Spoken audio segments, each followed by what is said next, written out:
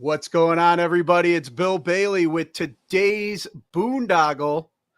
And real quick housekeeping note, if you're watching us on YouTube or Rumble, please hit that follow and subscribe button. If you're listening to us on audio on whatever podcast platform you use, please hit that listen and subscribe. And we're also on social media, on Instagram and Facebook and all those. So give us a follow. Help us get these interviews out there, like the ones I'm getting ready to bring you right now with Mr. Terry DeWit. Is that the right pronunciation? Yeah, man, I've been called worse. No, that's it. It's Terry DeWit. Yeah, it's good. All right. Of the band Deepfall. How you doing? I'm doing great, man. Thank you so much for having me on. Yeah, no, it's great to have you. I was doing a little bit of research, going down the rabbit hole of you guys, and there's a lot of stuff that intrigued me that I like that I want to get into a little bit. But usually when I have somebody on for the first time, I like to get a little bit of a background. So originally, what did you want to be when you grew up? A singer since I was 5 or 6. I saw Michael Jackson on TV as a child, and my mom said I was going crazy, grabbed the microphone, started singing. I just loved music my whole life. I've always wanted to be a singer since I was a little kid. Nice. So you stuck with that. Yeah, man. Like a fool. I'm just kidding. And then, well, I mean, you kind of answered that question too. Then, what was your first discovery of music, and what attracted you to it? Michael Jackson doing the moonwalk, man. As a little kid, that was the coolest thing ever. So, and I loved it. Nice. So it's so Michael Jackson, and then as you started getting older and following your musical tastes, what started leading you into the rock world? Definitely started doing that stuff through middle school and high school. I listened to Pink Floyd, Metallica, and all that stuff, and I liked everything. I was a huge Lenny Kravitz fan as well, but liked blues and loved Stevie Wonder. And but really in middle school and just started the tail end of high school is when I really found like Alice in Chains and Soundgarden and those bands, and that's really when I got into Sevendust, and that kind of just took me on the love of hard rock and metal for sure. Nice. And then you said, even as a kid, you always wanted to be a singer, but then when did you start like really getting, serious about vocals? All through high school. I was in performance choir in high school. Right after high school, I won the USA World Showcase in Las Vegas. I think that was in 2003. It was just a cool event that I got to do at the MGM Grand. And then, always did music in 2006. I did the Rockstar Project in Milwaukee. I won that one. And I opened for like En Vogue and Train and a few other huge acts, and went on tour with one of the producers from that, which was amazing. So I kind of went on that journey for a while. And then, like a lot of young people, I got into some dumb shit and, kind of took a break and settled down, had a family, and had to, my dad passed away and my son almost passed away in the same year. So we stopped. I had to stop doing music and kind of take accountability of my life at that time, and step away. And it's been a journey, that's for sure. Life is throws you some crazy, crazy times. Oh, I got you, man. I can relate. Yeah. I was just at one of my 12 and 12 meetings this morning, just reflecting on some of the, the wreckage of the past, and, I'm in recovery now 13 years. Congrats, man. Thank you. And just talking with my sponsor earlier today, because, I used to get in a lot of trouble when I'd be in the music world, as a, promoter and just that life and everything. But I'm a fan of music. So it's like now I'm getting to enjoy it sober, and I'm finding a lot of sober fellowship within the music world. And so it's like, sometimes I got like some shame and guilt. Should I be going to this show? And I'm like, but I know, I already have a support system in place, and now I get to enjoy it on a whole new level, man. So, but anyway, I didn't mean to go on that. No, it's all good, man. No worries at all. I'm glad you're doing good. It's cool. Yeah. Thanks, man. You just, like you said, talking about that journey that life takes us on. And, well, that's what music's about, man. It's about your life experience. It's real. People are tired of fake stuff, when you're going through something in life and other people want to know they're not alone. We all have problems, and we're all just spinning around the sun together. So we might as well talk, get to know each other, and try to overcome some stuff together too. So Exactly, because not everybody, hits maybe a therapy group or a meeting, and sometimes music is our therapy. You just put on, Absolutely. and when that artist is being real, about his stuff, you're like, wow, okay, so I'm not the only one. Oh yeah, we all got problems. That's for Exactly. sure. So like getting it, going through high school, did you start any, before you did some of those shows or whatever? Did you have like kind of like a high school bands with your friends and stuff like that? Yeah, we had a band in high school, and we played some local coffee shops and stuff. It was awesome. We had a good time. I remember being two. I believe it was two, but definitely always trying to do something. Yeah. And then so you're from what, Grand Rapids area? Yep. And what's the music scene been like there for you when you were getting started? Well, when I moved away to Milwaukee when I was like 21-ish, something like that, 22. Things are hazy, especially from back then. But Yeah. it was about 22. But the music scene when I was young here was great, and now especially we got so many wonderful music venues in the city. It's awesome. So it's a good time to be a musician down here for sure. Ah, that's great to hear. Nice. And then like when did Deepfall come together for you then? So I joined Deepfall basically almost a year ago. I think it was in October, September, something like that. And they had a previous singer before me, and then I was called to go record an EP with the band and Elvis, Michael Elvis Baskette, who recorded the EP Revolution. And we had about a month and a half, or whatever it was, to start writing these songs to make the EP. And happy with how it went, but it's been a journey, and just got off the road with Sevendust and all that, so it's been pretty cool. Yeah, that's some of the stuff I wanted to get into with you. So, Yeah. but you're so you weren't the original singer of the band, Nope. but I'm curious as the name, like, has the guy shared with you like what was the inspiration behind the name? There's been a couple different things I've heard. That like kind of what we were talking about, the deep fall. What does that mean? It could be a lot of things in life. When you think things are bad, they can get worse. Yeah. So, along those lines, is the premise behind the name, I was told. Nice. So yeah, we got to hit a bottom before we can start rising back up. So Ain't that true? yeah. And then you mentioned you guys were working with Michael Elvis Baskette. What was that experience like? That was awesome. Elvis is so cool and humble dude to work with, and it was a great experience. Learned a lot going down there, and enjoyed it all. The whole band did. It was fun, really cool. Yeah, I mean that guy's got quite a resume himself with all the artists he's worked with, and from that experience, like, was he kind of like was he passing on a lot of knowledge for you guys? It's just learning the process. Everybody's a little bit different, and I think when bands look for producers, you're trying to find somebody that's kind of I don't think people understand that a producer is sometimes an extra member of a band in a way, so that relationship matters. I mean, you can work with somebody that's, laid back and kind of looks at things in a different way. It helps a lot. So I think that was the best part for me, especially as a vocalist with Elvis, being comfortable and making me feel comfortable and everybody comfortable and at home and not having to worry. And you know what I mean? Because it's a little daunting when you walk into this place and you're just like, whoa, you see all the names on the walls and you're like, wow, this is pretty sweet, So it kind of all sinks in.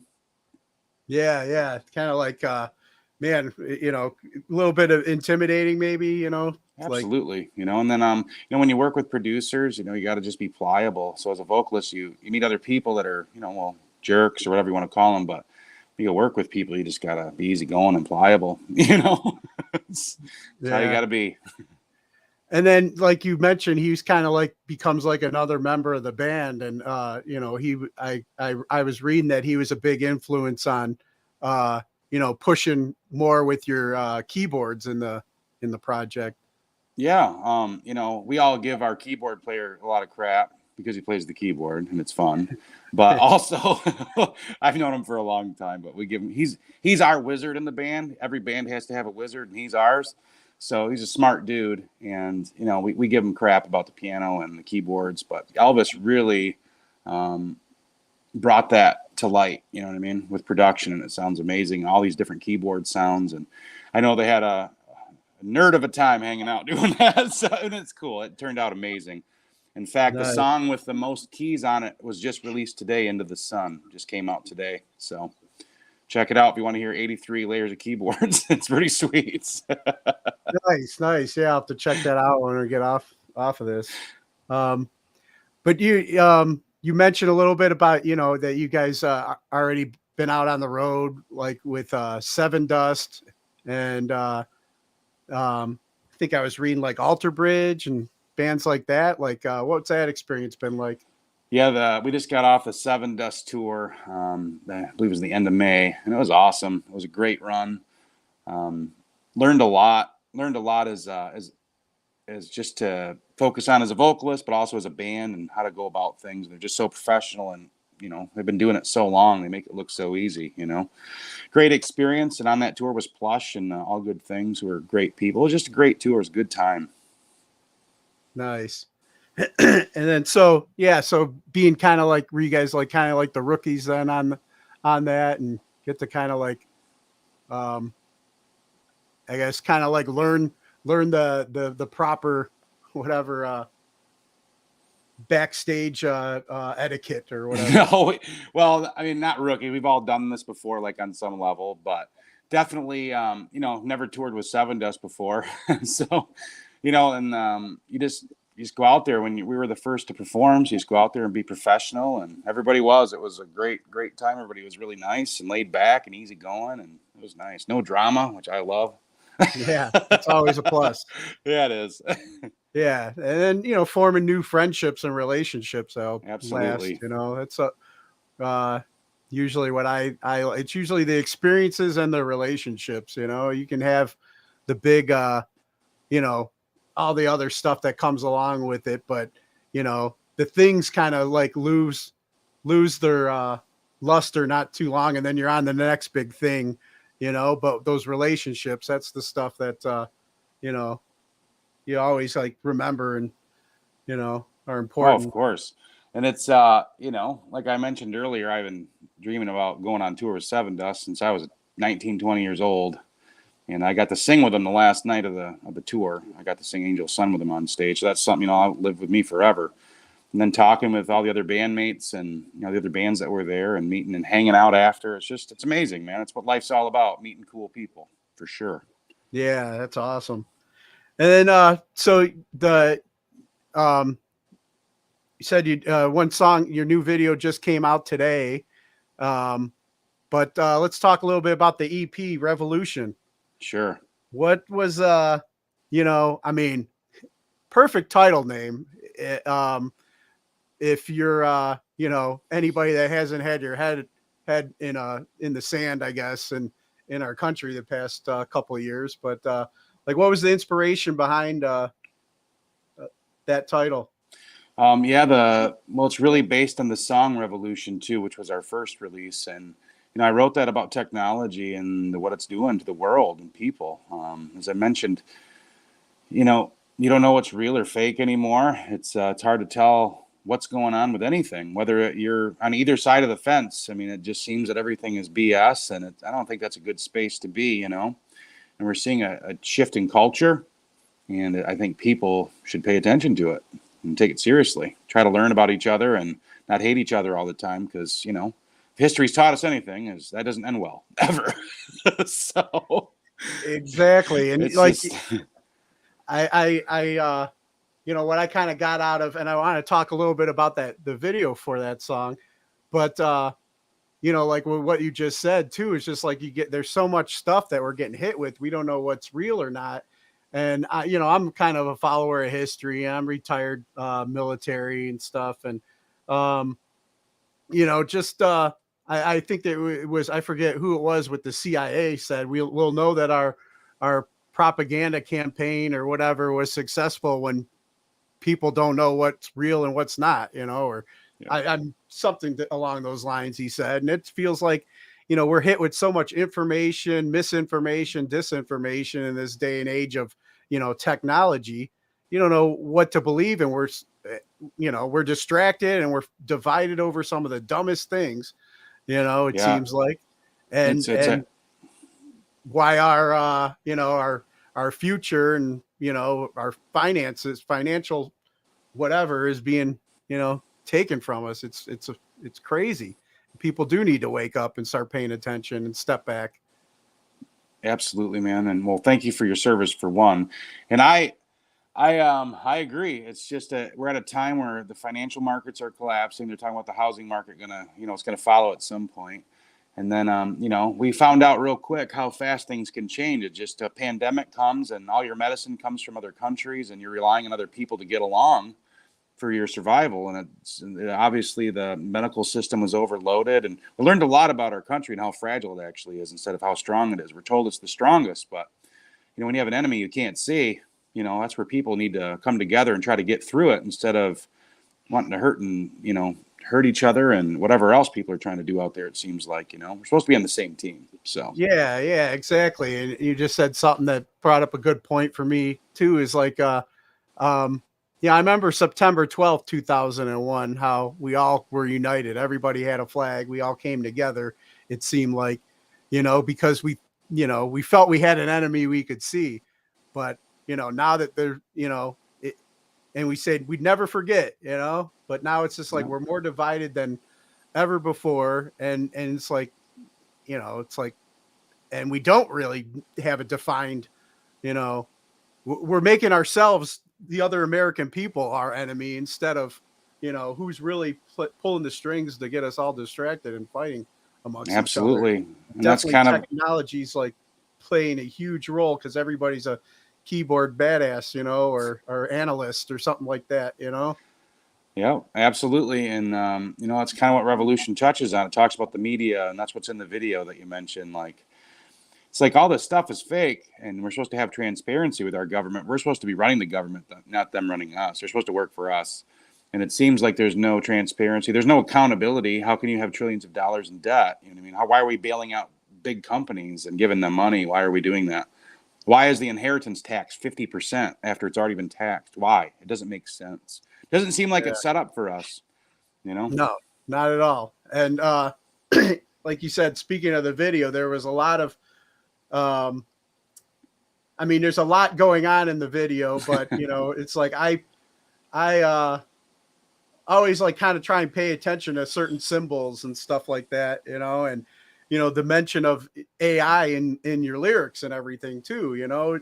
I had a guy on not too long ago. We were talking about AI and how its role in dividing us and what it's putting out there, and like some of if you follow certain things, the AI will remember, or like you ever have those conversations with somebody and then all of a sudden your phone's trying to sell you, something you were just talking about with your friend.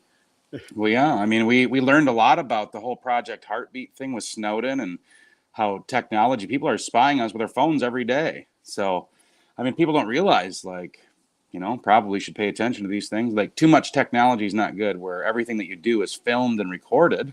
That doesn't sound free to me. Yeah, and the new generation's like willingly going into this. Let me make a TikTok video for you or something. And it's just becoming normal. It's like, hey, I'm even guilty of. I got an Alexa here because it's like I want to jam some tunes, but I'm like, yeah, how much is Alexa listening to my private conversations with my kids and stuff like that? And why? That's the exactly. part that really intrigues me, is why. Why are we being studied? It seems like we're being studied. People don't understand, like, talking about AI and cybernetic collectives, which is what Google is, and all these things, is they just collect information. You're training it right now. We all are. Every time you type something into Google, and you know what I mean? It's someday the robots are going to run stuff. Yeah. And I've actually had conversations like this on the podcast with other artists and stuff, especially during, fresh off the lockdowns and stuff. And they were suddenly removed from YouTube because they're just talking like this was too controversial. It's just like, we're just having a conversation and asking questions and thinking critically, but we can't have freedom of speech is being controlled and manipulated, and that's not good. Nobody should like that. You know what I mean? Even if I don't want to hear something, I want to hear the truth. You know what I mean? Exactly. There's so much like, that so many friends that I've had in the music world and stuff that, I do not agree with. We're polar opposites when it comes to maybe our politics and stuff like that. Sure. But you know what? I can see their posts and I can scroll by because I value that relationship more than I'm trying to argue or be right or whatever. You're never going to convince anybody on social media anyway. But, I value that relationship enough that I'll just scroll by and whatever, go about my day. And then, I notice some people can't scroll by and they got to start, and they gotten comfortable with that, where it's just like, if we can't come together and sit down and talk and have our disagreements, and even have a discussion about our disagreements, then, they're trying to silence so many people that, like one side, it seems like, and then it's like, how do we grow and become better if we can't even come to the table, sit at the same table and talk about our differences, Yeah, I mean, the only way things happen in this world that are good is by conversation, and disagreements are good. And one person's way shouldn't be the only way, because everybody has a different upbringing, different places in the world they come from, different social status, different money, where they come from with money, all of it. I mean, everybody's different. Your life's not going to be the same. So some people have to overcome far more than others. It's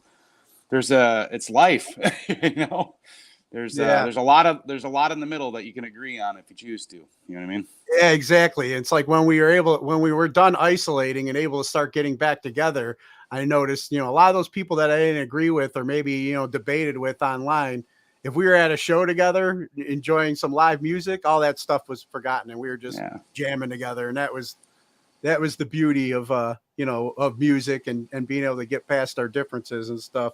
But you mentioned, collecting, what are they collecting? What are they trying to get? And I did notice in your video as well, the DNA strand, and there's been a lot of talk about that with, the push for the jab and stuff like that. But also, like, what are they collecting about our DNA? I felt I was dumb and I did the 23andMe thing. So it's like I willingly gave, more information. You sent your DNA to the government? Yeah. Exactly. I was like, oh, it'd be cool, like Ancestry, and find out if I'm, right, connected to royalty or something. And I'm like, no, they're just figuring out how, okay, well, he's got, his body might be built up an immunity to this, but maybe we could take him out with this. I don't know, that's kind of what I got out of it. But you want to talk a little bit more about like some of the messages you guys were sending in the video? Well, you're absolutely right. So shout out to Carl Wyant, who's the director of the video, and him and I had lots of conversations about this. And it's all of these things that you mentioned, DNA, AI. There's things that are being made right now that are scary. Like people just living their lives every day. Like there's robots that can run and teach themselves how to do things. I mean, there is a point where once the rabbit's out of the hat, it can't go back in, kind of thing. So, But all those things in this video are just meant to spark conversation, have people use their imaginations, just think outside the box a little bit.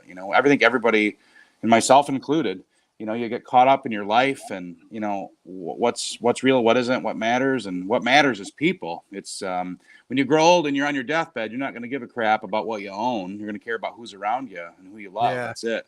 So, you just got to remember what matters, and everything on TV and all this stuff isn't exactly real. So you got to search information and try to do your best to get the best information that you can and use common sense to go from there, Yeah. I try and tell friends and family, it's like the old miners sifting for gold, how they used to take the panning or whatever and sift through the dirt to find the gold nuggets and stuff like that. That's what we got to do with information these days that's out there. We got to find out, like, use discernment and find out what's like, we feel is legit, and somewhere in the middle is the truth, Yeah, absolutely. My mom's funny because she comes from that older generation, and I love her dearly. She'll send me stuff like, "Oh my gosh, this is happening." I'm like, "Mom, this isn't even a real link." Like, there's not really a UFO the size of Texas in the sky right now. That's a Photoshop images. What? They can do that? I'm like, they can do lots of things, Mom. Don't give any information out on the phone, Mom. Don't do it. That's what I tell her. Just say no. Yeah, She's cracked me up.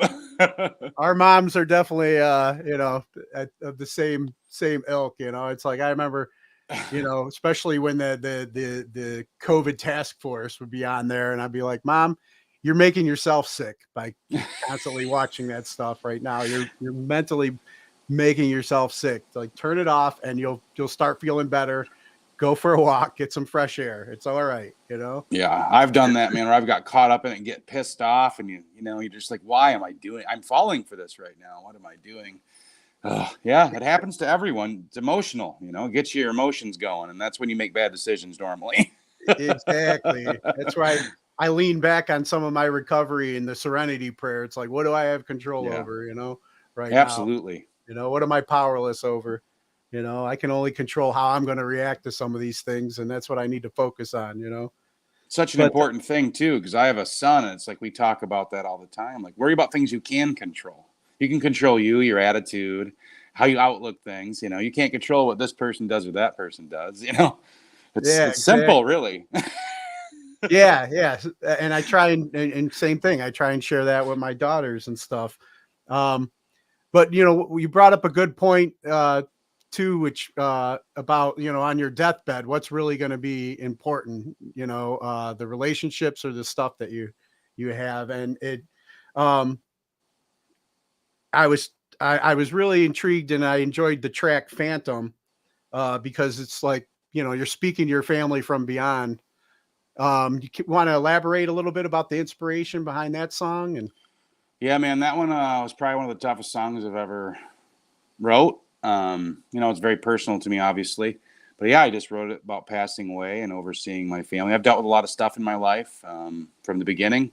My dad was locked up and had issues. We'll just leave it at that. But, there's just when you love people and you care about people so much, and you understand that too if you have kids, it's just like it's a different thing. You can't really explain to people. I have friends that don't have kids, and there's just this thing when you're a parent, and you think about bad things as you get older, and things start to happen, and people pass away, and it's life. It's inevitable. It happens to all of us. So, it's like, what message do I want to send them when I'm gone? And that song just kind of came quick, and it came fast, and it was emotional. I was bawling right, and it was just kind of weird, emotional experience, but it's just facing that stuff head on, and you just never know, man. But now if I go, at least there's a song that hopefully makes them get through the day, or helps anybody else get through the day that lost someone. That's really all it's about, helping people, man. yeah, and that's I feel, I mean, as a father as well, it's like that's why I felt like I connected with that track. And kudos to you for bearing your soul like that, because it helps even guys like me that think I'm doing all the right things try and reevaluate what's more important right now. Is arguing, with my daughter over a car payment more important than strengthening that relationship and that trust, that so she knows I'm here for her, you know, when she's Yeah. going through some rough times, and that she could still come to me, or making her afraid to come to me. And Yeah, it's tough being a parent, man. And when you love somebody so much, and we were kids and not the brightest bulbs in the box when we were younger. I mean, it's just part of growing up in life. But all you can do is teach your kids that you're there to support them, and mistakes and all. Like, you have to own your mistakes, have accountability. Own it. If you screw up, own it. Don't lie to me. That's what I yeah, tell my kid. Don't lie to me. Just own it, dude. If you mess up, own it. yeah, yeah, It's just exactly. like, it is what it is. I'll help you. Just don't lie to me. Because trust, you only get trust with people. Once you start lying, you lose that trust, and everything changes from there on out. So, shoot me straight, we'll be good. Exactly. Yep. Yeah, it's the exact same conversations I've been having with my girls. It's just like, look, I and it's helped a lot, like working on myself and how I react to things, because before I used to be a hothead, and I wouldn't want to come talk to me about anything either. But I've Oh had some yeah, time to keep working on myself and through my stuff to give them the opportunity where they've even said, like, yeah, I feel more comfortable coming to talk to my dad about the hard things now. And I'm like, good, because I yep. want to And the last thing we with that. all want is something drastic to happen to anybody that we love, and then there's all these questions. I don't want something ever happens to me. I don't want my family being stuck wondering if I loved them. They're gonna know. That's what that song's about. It's just kind of leaving you with something. It's Yeah, important. Yeah, it is definitely, man. I have a reminder on I try and use technology for good and not always let it distract me into evil things. And I just put a reminder on my phone every day to, love your girls, and it's maybe it's something I shouldn't need a reminder of. I should do it, anyway, but we get caught up in life. So I take that time to send a text. Hey, I love you. Yeah, there's nothing wrong with that. It keeps you Do that. focused. I get it. Sometimes you get distracted. I do. It doesn't mean you don't love them. It's just life is busy and it's chaos all the time, Sometimes you get caught Exactly. up and stuff and you just kind of lose. All right, I need to get centered here. I do it all the time, man. Nice. Well, I know you said you only had like 30 minutes, but if I could ask you a couple of questions that I normally ask before I let you go. Oh, we're good, man. Go for it. Okay, cool. And then really quick too, like, the EP is it out now, or it's just parts of it's getting released right now? Or Yep, just songs right now. We are discussing end of fall release for the EP. We just don't have a date yet. And then we have Into the Sun came out today. So, and then there'll be some more stuff to follow. okay, great. And any more tours planned ahead? We are looking at dates now. We're deciding if we're going to do a headlining tour or if we're going to go out with someone else. So all that stuff's kind of in the works as we speak, along with trying to get back to the studio and do more songs as well. So there will be more information definitely available probably in the next few weeks about all of it. Okay, great. So let me ask you some of the questions I normally ask guests that I have on. And we were just talking a lot about how much, you know, uh, when artists bare their soul or put something in a song that makes us feel like, okay, we're not unique. This is something that I also struggle with that inspires us or whatever. Is there a particular song out there that is a go to for you that you can go back to whenever you're, whenever, like, I mean, it's just like a regular in your playlist that inspires you that you go to? Sorry, man. I had something happen here with the connection and I dropped out. So I heard I lost you for a second there. Oh, okay. Yeah.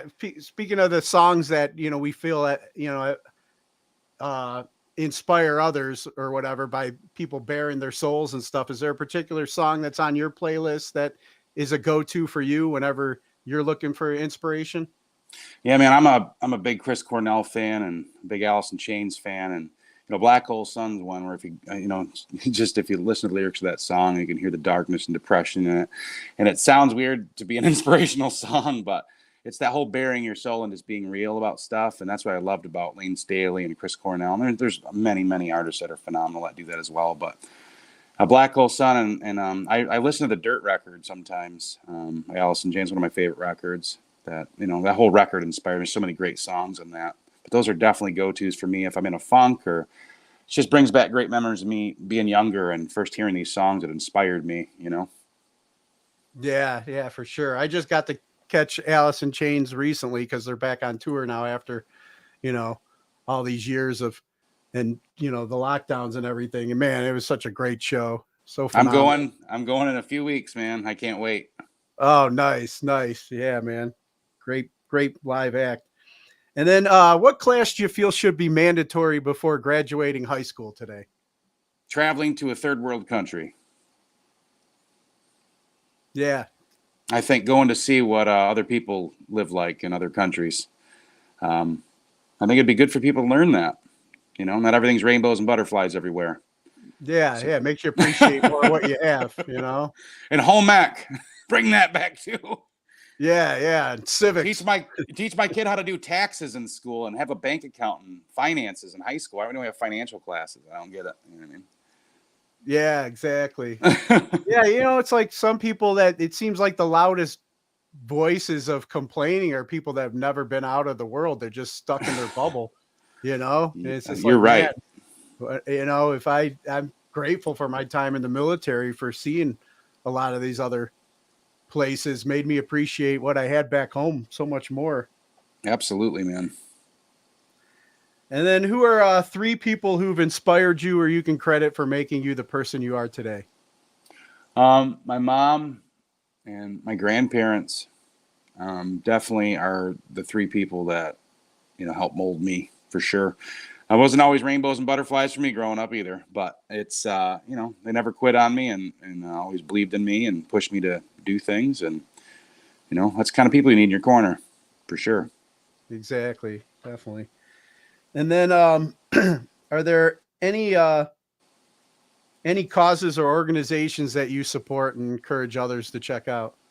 We have an organization in Grand Rapids called Vet GR that helps veterans. I strongly suggest people check that out in Grand Rapids.